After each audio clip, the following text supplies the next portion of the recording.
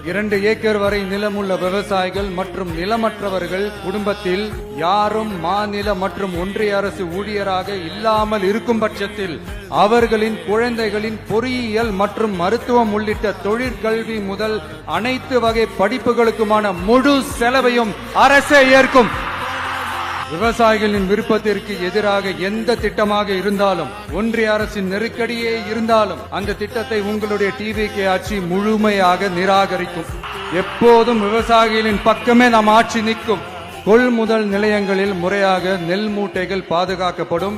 நெல் முளைத்து வீணாவதை பார்த்து கொண்டு நமது அரசு சும்மா இருக்காது. போதுமான கொள்முதல் நிலைய வசதிகள் ஏற்படுத்தப்படும். அதே போல கொள்முதல் நிலையங்களில் கொள்முதல் செய்வதற்கோ மூட்டை ஏற்றி இறக்கவோ ஒரு பைசா கமிஷன் வாங்காமல் பார்த்து கொள்ளப்படும்.